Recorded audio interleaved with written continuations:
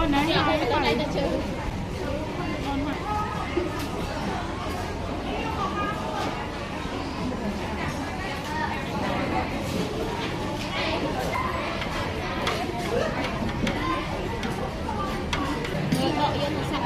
anh sao chơi phát tài với con anh phát cà phê đấy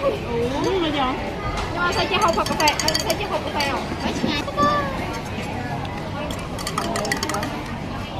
cao má này bay con ăn móc nhà con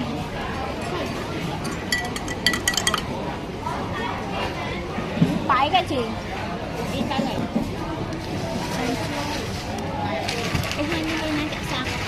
ấy phăng lại thao cả buôn cô anh hay đi sao kịp con lấy phần lại rồi hoặc đằng mẹ đằng khốn mẹ vậy cái sự mua mình không sợ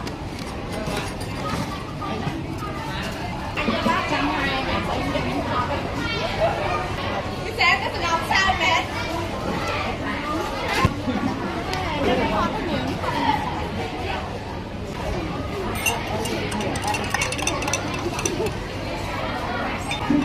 bền đây thôi mình có bóc sao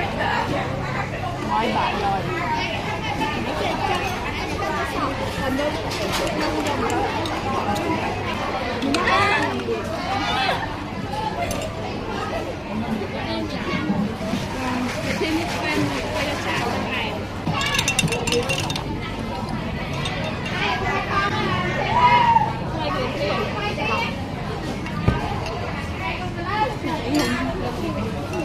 y vào nhóm chân bên mình áp chuột chuyện bắt đi áp chuột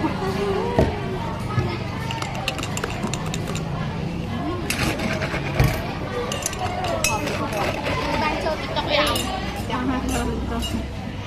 y về thì còn thấy á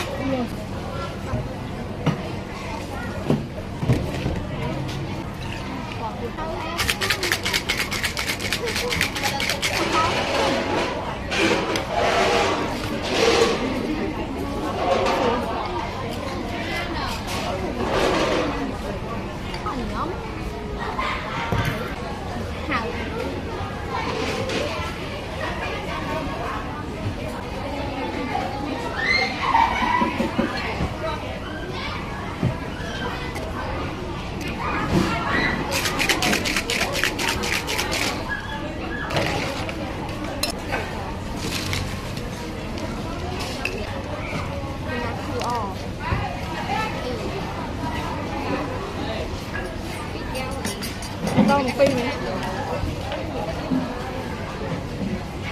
cái bàn lên này bắt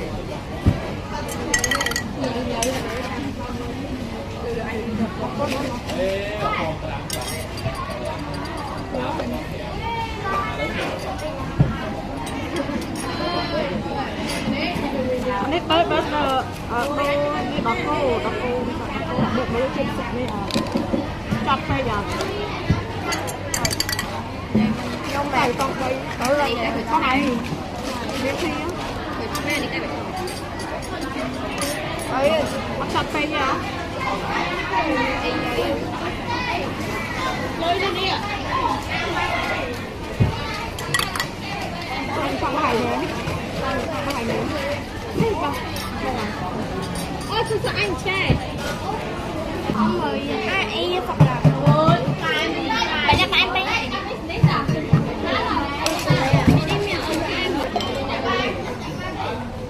không mến bây giờ anh hết á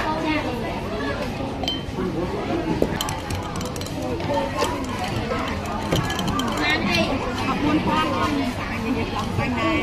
nó hẳn như vậy là môn gì rồi cắt chết mẹ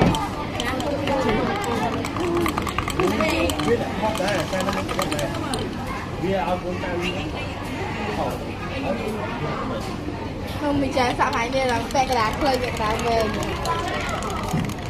thế có thằng cái chế mà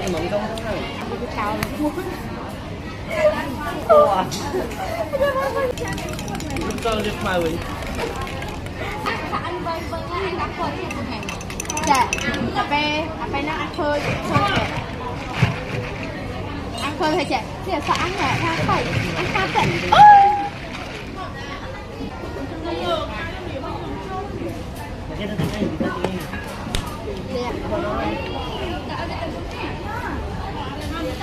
Ông làm con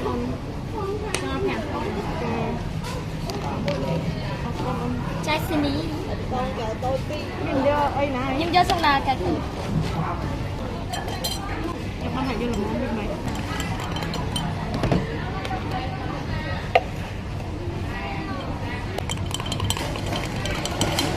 Bây giờ xong là cái thử vui này.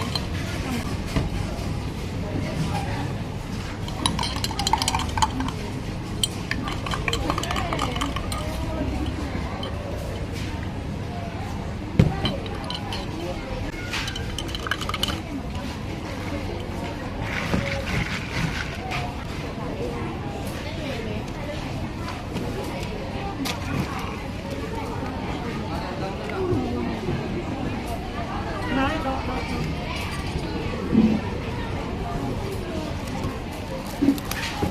Bay qua thì ăn bay đi. đầu quan trên đầu quan đi cho nó ra Cái cam rô cái đó thêm.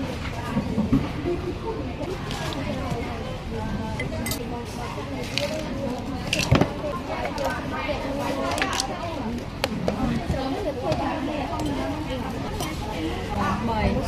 Nó người thản nó sẽ như nào? Em được đánh kêu nó là. mua cho hành bò miếng ở đây là xanh mà tôi tay với đạm với bò con món mấy con như là món đấy con mày rất là món Đây là đuôi cõi. món nhau tụi ăn là món người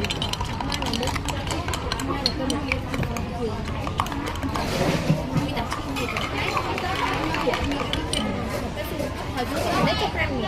Anh mua đi kẹo cái tủ cá kho. món này phải cho phải tôi thẳng ra nó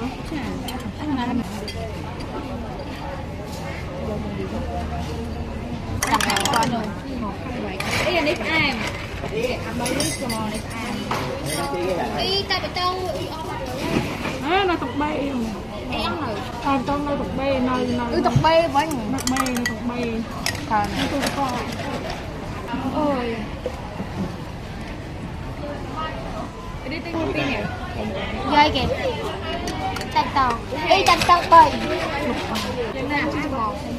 bữa xóa thì phải kia mà cái này thế nào Áp thì hình một con. Đây nó con ở đây. ấy chứ mà họ hay lo như vậy Bảy sư bà dưới mới sư không? con tập ban được hai Dương này nè con cắt cái chương thôi. ai tập ban Nhông á. Đó tí ha sẽ mới tay to vậy nó là đó tí hai năm mình thi à tay nó chết tao con ngày tập hoặc đo nghỉ mà ngày chi bèo nó thúng buôn của nhông trời thông dương trời thông đây tại nhóm học rong buôn qua đây ta mà này à bây giờ plong stress vậy tập vậy một cái gì ao cái cỡ xanh nhở học thuốc cái chất học thuốc mà phải làm bao nhiêu cái ở liền giờ bây giờ ta chọn nó không có cái anh đi bò lên nam này bò đất sạp bò sạp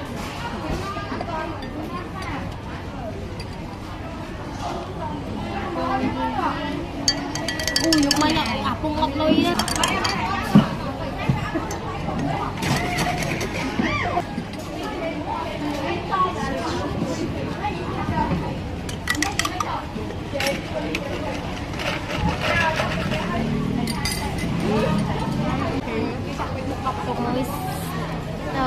Nè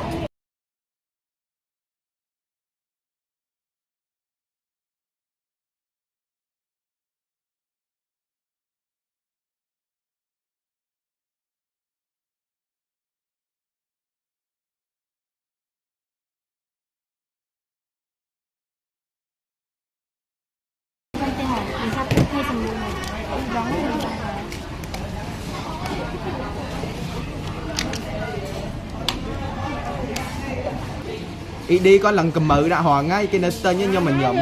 bọn nhậm đạp hợp đường anh khai đường anh thôi trong tới nhậm recommend đây bọn mà đạp đường anh mau coi nè gì chặt máu nè nè em dễ bỏ đừng thôi đừng o đấy nè ngó thay vô mất em bỏ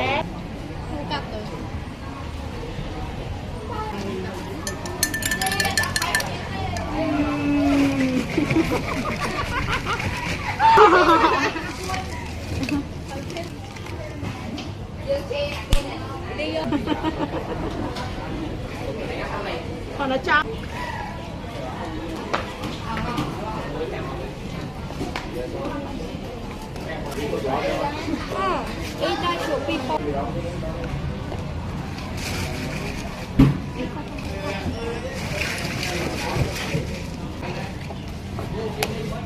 Kopi con hay waktu tu dulu aku lah có con được thì nó ăn chút nước ông thử nước sòi gì thường nó con này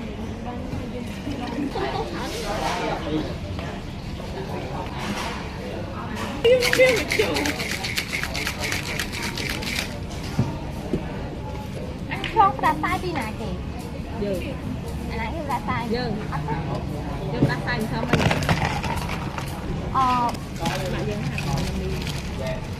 cứ vậy không sai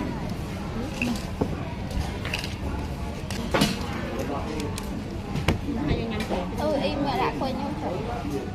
hay là vô coi tao vô coi tập rập yên trong cái gì pha lên đó hà lý nha riêng vì mày ấp sang nhá mình ăn chay mình ta gật chưa nhau ăn đọc cô nó ăn chay nữa y chưa nhau mà cái bon sờ gì đọc mỗi năm mà lụa nó ngá nó ngày từ bộ ngá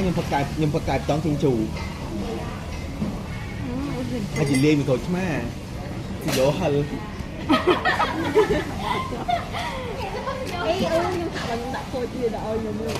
ý đặt cái bị lớn món mà con đi khai ý ơi độ thôi bao nhiêu độ thôi bao nhiêu thơ thả mày ý phải ai rồi ai rồi không nói không nói về là vì muốn đi o tiền hay sự màแต่ก็ai với comment K-pop này cái mày nó viên này tình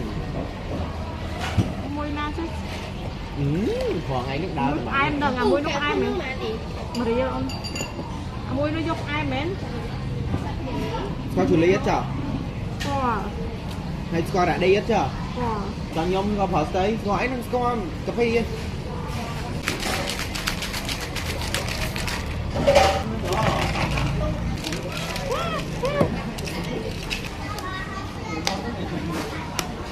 bây giờ thay bê tông mùi đã kẹo đầy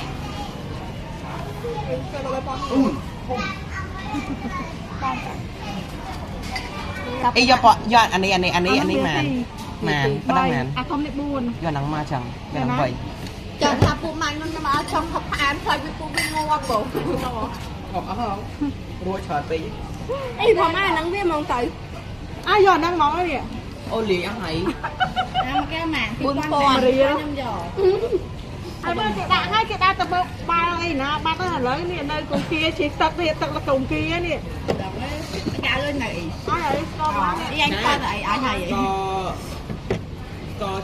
mỏ mà Ý nghe khỏi cùng thôi vì tầm chầm pe viêm má chầm thôi thật bài tơ mà vẫn sợ đây tao ảnh tia tính không mấy đâu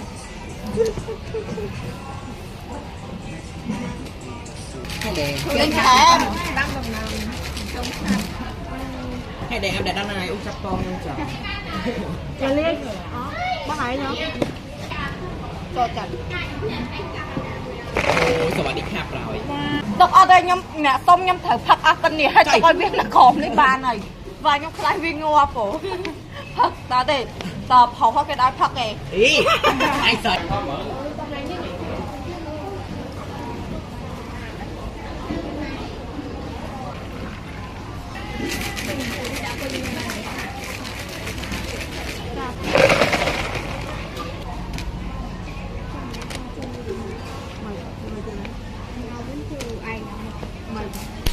ចា